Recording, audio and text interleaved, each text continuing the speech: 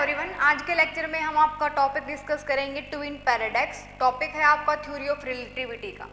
Twin paradox के अंदर क्या है, एक तरीके से आपको पैराडॉक्स का मतलब पता होता है, एक तरीके से होता है विरोधाभास जिसको बोलते हो।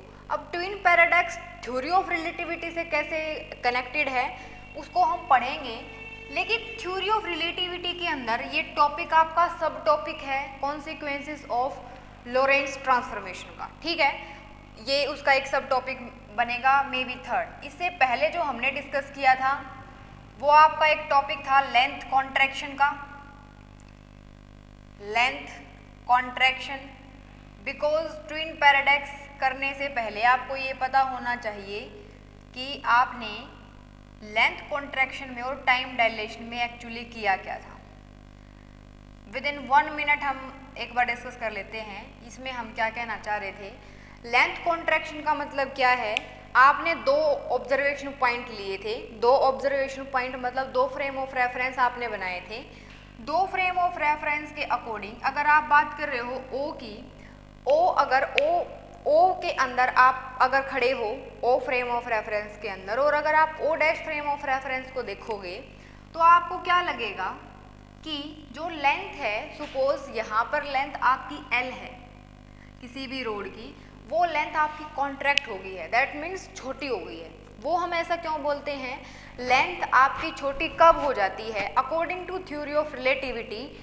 जब आपकी लेंथ छोटी हो रही है इसका मतलब ये है कि जो ऑब्जेक्ट है वो आपका कितनी स्पीड के साथ चल रहा है, स्पीड ऑफ लाइट के साथ, यानी with speed of light. In short अगर हम बात करें, जब भी आपका ऑब्जेक्ट कितनी वेलोसिटी के साथ मूव करे, अगर उसकी वेलोसिटी कंपेरेबल है किसके साथ, c के साथ, तब आपको क्या लगेगा कि वो जो ऑब्जेक्ट है उस लेंथ की या फिर जो उस ऑब्जेक्ट की लेंथ है वो छोटी हो गई है।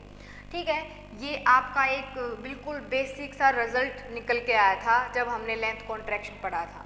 उसी तरीके से अगर टाइम डायलेशन की बात कर रहे हैं, टाइम डायलेशन के अंदर क्या है, जब भी आपका object with speed of light, मतलब स्पीड ऑफ लाइट उसकी खुद की स्पीड कितनी होनी चाहिए, स्पीड ऑफ लाइट के कंपेरेबल अगर है, तब आप उसको ओ पॉइंट से अगर देखोगे, ओ ऑब्जर्वेशन पॉइंट से अगर आप उसको ऑब्जर्व कर रहे हो तो आपको लगेगा कि टाइम जो है वो बढ़ गया है।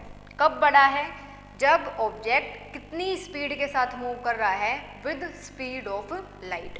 ठीक है, अगर ऐसा नहीं है तो लेंथ जो भी जितनी भी लेंथ की रोड थी आपकी वो L ही रहेगी और जितना आपका टाइम था उतना ही रहेगा।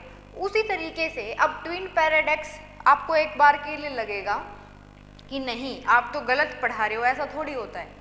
ठीक है, लेकिन ट्राई टू अंडरस्टैंड, टॉपिक ही हमारा ऐसा है अजीब तरीके का, इसको भी हम कोशिश करेंगे समझने की। इसका भी टोटल मिलाकर जो एक तरीके से कंक्लूजन है वो रिलेटेड है आपका स्पीड ऑफ लाइट के साथ ही। ठीक है, तो ट्विन पैराडॉक्स के अकॉर्डिंग क्या है, आपने कई बार देखे होंगे ट्विंस जिसको आप बोलते हो, यानी कि बच्चे हैं जो जुड़वा बच्चे हैं, उनको यहाँ पर ट्विन से हमारा वही मतलब है, और टॉपिक के अंदर भी आपका ट्विन से वही मतलब है कि आप किसी जुड़वा बच्चों की बात कर रहे हो। अगर वो दो जुड़वा बच्चे हैं, मान लो हमने एक ओरिजिन सिस्टम चूज कर लिया, वो ओ पॉइंट के ऊपर खड़ी हैं। ठीक है, ये पॉइंट को आप सपोज करो ये C पॉइंट है आपका, ये O पॉइंट है, और A का मतलब क्या है, A कोई भी ऑब्जेक्ट है, या फिर ट्विंस की बात कर रहे हो तो A कोई भी एक लड़का लड़की लगा लो, B कोई भी एक लड़का या लड़की लगा लो। जो A है वो आपका और जो B है, इनकी दोनों की एज जब हम बात कर रहे हैं ओरिजिन सिस्टम O की, कितने मानोगे, 1 साल 2 साल या फिर 0 मान लो। ठीक है, ये तो हमारा रेफरेंस सिस्टम है कि मान लेते हैं हम यहाँ पर इनकी जो एज है वो 20 साल मान लेते हैं, इसकी भी 20 है और इसकी भी 20 है। ठीक है, अगर आप रेफरेंस ही लेना चाहते हो तो आप 0 भी मान सकते हो फिलहाल के लिए। ओके, अब ट्विन पैराडॉक्स पता है क्या बोलेगा, अब आपके अकॉर्डिंग तो क्या है, ये जो A है और ये जो B है, इन दोनों की जो एज है वो ओरिजिन सिस्टम O पे 20 साल की है, इसकी भी 20 साल की है।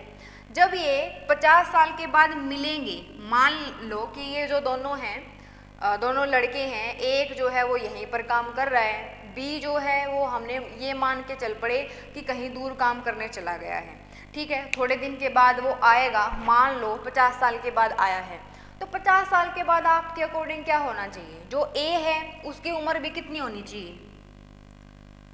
अगर आप इसके अंदर 50 को ऐड करोगे तो 20 में 50 जोड़ोगे, इसकी उम्र भी आपके अकॉर्डिंग तो 70 साल की होनी चाहिए और इसकी भी कितनी होनी चाहिए, 70 साल की। अगर आप जीरो रेफरेंस सिस्टम ले रहे हो तो इसकी भी 50 होनी चाहिए और इसकी भी 50 होनी चाहिए। लेकिन ट्विन पैराडॉक्स क्या कहता है कि दोनों की जो एज है ना उनमें डिफरेंस आएगा। डिफरेंस कैसे आएगा, अगर ए की एज आपकी 30 ईयर की है, बी की क्या पता 60 हो, या फिर ए की 60 है तो क्या पता इसकी 30 हो। रेफरेंस सिस्टम लिया है मैंने इसके अंदर। अब ऐसा कैसे हो सकता है, ऐसा इसलिए हो सकता है, अब एक बार के लिए मान के चलो, और ये टॉपिक करने से पहले भैया आपको ये पता होना चाहिए कि जो अगर हम थ्योरी ऑफ रिलेटिविटी के बारे में बात कर रहे हैं तो आपका जो टाइम का फॉर्मूला था ये वाला, ठीक है। अब बिल्कुल स्टार्टिंग से टॉपिक करना शुरू करते हैं। आई थिंक आपको समझ रहे हो कि हम क्या, यहाँ पर पैराडॉक्स भी क्यों लिखा हुआ है, क्योंकि ये है ना एक तरीके से मतलब पजलिंग सिस्टम सा है, एक तरीके से विरोधाभास अगर हिंदी वर्ड यूज़ करें उस सिस्टम से है कि ऐसा कैसे हो सकता है कि दो बंदे हैं, दो वो जो एज है उनकी एक टाइम पे अगर सिमिलर है तो दूसरे टाइम के बाद after some couple of years उनकी एज में डिफरेंस कैसे आ सकता है, ठीक है। बिकॉज ये एक तरीके से हम बोल सकते हैं कि विश्वास करने लायक बात नहीं है। दैट्स वाई यहाँ पर ट्विन पैराडॉक्स आपका टॉपिक का नाम लिखा हुआ है। अब कैसे प्रूफ करेंगे इस बात को कि कैसे डिफरेंट आती है जो आपकी एज है, वो देखते हैं। अब ओरिजिन सिस्टम ओ में मान लिया भाई, रेफरेंस सिस्टम मैंने 0 ईयर ही चूज़ की है, ए पॉइंट है और सॉरी ए यहाँ पर कोई भी आपका ट्विन है, ए और बी दोनों ट्विन हैं, ए यहीं पर है, ठीक है, ए आपका यहीं पर है, ओके। बी को आपने क्या कर दिया, बी को आपने क्लॉक दे दी उसके हाथ में, क्या देखने के लिए, टाइम देखने के लिए कि उसको जाना भी है आना भी है, तो क्लॉक दे दी आपने उसके हाथ में। अब क्लॉक देने के बाद आपने क्या कर दिया, जो बी है एक बार तो वो सी पॉइंट पे जाएगा, ठीक है। सी पॉइंट ऐसा नहीं है, हम यहाँ पर जस्ट रेफरेंस ले रहे हैं, एक बार के लिए हम मान लेते हैं कि भाई जो बी है वो कहीं दूर जो है वो काम करने गया है आउट ऑफ इंडिया या फिर कहीं दूसरे प्लैनेट पे भी सपोज कर सकते हो। ये जो बी है ना, बी जब गया है तो इसका मतलब है उसके पास कुछ ना कुछ वेलोसिटी तो होगी। वो वेलोसिटी आपने किसके बराबर मान ली, आपकी मर्जी है मानने के लिए, लेकिन कंडीशन यहाँ पर ये है बिकॉज आप थ्योरी ऑफ रिलेटिविटी पढ़ रहे हैं तो आपको जो बी की वेलोसिटी है वो आपको कितनी कंसीडर करके चलनी है, कंपेरेबल होनी चाहिए वो आपकी किसके, स्पीड ऑफ लाइट की, ठीक है। यानी कि ये जो सी है वो आपका स्पीड ऑफ लाइट है, ये अगर आप कैलकुलेट करके देखोगे तो 0.8 समथिंग सी ही मिलेगा, मतलब इक्वेलेंस टू सी। और स्पीड ऑफ लाइट आपको पता होती है 3 × 10⁸ मीटर पर सेकंड होती है, ठीक है। आपने इसको ये वेलोसिटी प्रोवाइड कर दी। अब है ना वो इस वेलोसिटी से क्या किया है, ओ पॉइंट से सी पॉइंट पे गया है और सी पॉइंट से वापस इसी पॉइंट पे आया है, लेकिन कब आया है, मान लो ए और बी दोनों 15 साल बाद मिलेंगे। कितने साल बाद मिल रहे हैं वो, 15 साल बाद। तो 15 साल बाद मिल रहे हैं तो इसका मतलब है, सॉरी 15 साल का मतलब ये है वो 15 साल यहाँ पर गया और 15 ईयर्स वापस आया। दैट मीन्स कि जो बी की एज है और ए की एज है वो कितनी होगी आपकी, 30 आपके अकॉर्डिंग। लेकिन बी ने क्या किया, जब वो इतनी स्पीड से मूव कर रहा है, उसने क्लॉक ले रखी है, वो टाइम तो मेजर कर ही रहा है, उसके अकॉर्डिंग तो क्या हुआ कि वो 15 साल के अंदर गया है, 15 में वापस आया है, तो उसकी एज कितनी है, 30 है ऑब्वियसली। लेकिन जब वो वापस आता है तो ए क्या कहता है कि नहीं, जो उसकी एज है वो तो 60 ईयर्स है, यानी कि ए बोल रहा है ये बात कि जो बी की एज है वो कितनी हो चुकी है, 60 ईयर्स हो चुकी है, यानी कि जो बी है वो बूढ़ा हो चुका है।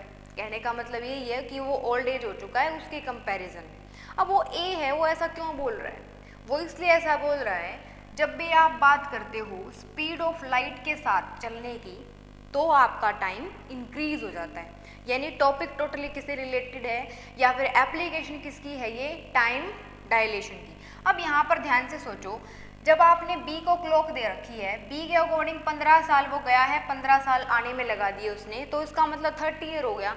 ये जो 30 ईयर कब है, ये मूविंग ऑब्जर्वेशन पॉइंट के अकॉर्डिंग है आपका। तो इसका मतलब टी नॉट की वैल्यू अगर आप यहाँ पर पुट करें तो टी की वैल्यू तो आपको निकालनी है। टी की वैल्यू का मतलब है ये टी की वैल्यू किसके रिस्पेक्ट में है, ए के रिस्पेक्ट में, जो कि रेस्ट में था। ओके, अब जो चीज़ रेस्ट में है, मूविंग के साथ उसका रिलेशन आपको पता है, लिखा हुआ है। ये जो टी नॉट का मतलब है 30, यानी बी तो ये बोल रहा है भाई कि मैं तो 30 साल मतलब 30 साल का हूँ। उसके बाद जब वैल्यू आप पुट करोगे 1 माइनस में v स्केयर डिवाइडेड बाय में c स्केयर, ये जो v वैल्यू है आपको पता है कितनी दे रखी है, √3 में 2c। या फिर इतना कॉम्प्लिकेटेड बनाने की जरूरत नहीं है, आप कुछ भी सपोज कर सकते हो। जब आप इसको सॉल्व करोगे या ये वैल्यू लेके देखोगे तो आपकी टाइम की वैल्यू क्या आएगी, ये आएगी आपकी 60 ईयर्स। जस्ट कैलकुलेशन करनी है। यहाँ पर v की वैल्यू को पुट करिए, सपोज आपने कितना पुट कर दिया, ये हो गया 3/4 और c स्केयर, c स्केयर से c स्केयर कैंसिल हो गया, 1 में से इसको माइनस करोगे √2 आएगा, √2 आएगा, जब आप t की वैल्यू कैलकुलेट करोगे तो 60 आएगा। ठीक है, तो अब ये जो टाइम है ये किसके रिस्पेक्ट में है, a के रिस्पेक्ट में। यानी a तो क्या बोलेगा कि नहीं, तो कितने साल का हो गया अब, 60 ईयर्स। ठीक है, तो एक तरीके से ये क्या है, अब देखो होना चाहिए था उसको 30 का, है कितने का, a के रिस्पेक्ट में 60 ईयर्स का। दैट मीन्स यही है आपका ट्विन पैराडॉक्स। लेकिन यहाँ पर एक नोट पॉइंट लिखेंगे, वो जो नोट पॉइंट है वो क्या है कि जो ये ट्विन पैराडॉक्स है आपका, ये एक्सेलरेटेड मोशन के लिए एप्लीकेबल नहीं है। जो सारा का सारा खेल है आपका वो किस चीज़ का है, वेलोसिटी का है। क्योंकि इन शॉर्ट अगर हम बात करें, क्योंकि वेलोसिटी किसके कंपेरेबल है, c के कंपेरेबल है। अब जब a यहाँ पर खड़ा है तो उसको तो b क्या लग रहा है कि इतनी वेलोसिटी से मूव करके गया है, इतनी वेलोसिटी से मूव करके आया है, तो उसके अकॉर्डिंग तो टाइम की वैल्यू क्या आएगी, डिफरेंट ही आएगी। पूरा का पूरा टोटल फैक्टर कौन सा है आपका, ये फैक्टर अफेक्ट कर रहा है हर एक चीज़। अगर आपने अब तक के जितने भी लेक्चर्स हैं थ्योरी ऑफ रिलेटिविटी के, अगर आपने एनालाइज किया है तो सिर्फ एक यही फैक्टर है जो आपकी नॉर्मल वैल्यू से जो वैल्यूज आती हैं आपकी, इनको डिफर कर रहे हैं। और यही रीज़न किसके पीछे था, जो भी आपने लेंथ कॉन्ट्रैक्शन पढ़ा था या फिर टाइम डायलेशन पढ़ा था। ठीक है, अब ऐसा तो हो नहीं सकता है हमारे अकॉर्डिंग। अगर हम बात करें, एक जो सपोज आपने रोड ही ले रखी थी, रोड की लेंथ है वो l ही रहेगी। ठीक है, लेकिन जब भी उसके साथ स्पीड जुड़ जाती है, मतलब ऑब्जेक्ट अगर ऑब्जर्वेशन पॉइंट ही, अगर ऑब्जेक्ट ही आपका वेलोसिटी कितनी comparable to the speed of light से वो मूव करना शुरू कर देता है, तो ऐसा लगेगा ही कि लेंथ जो है वो छोटी हो गई है। ठीक है, और टाइम क्या हो गया आपका, बढ़ गया है।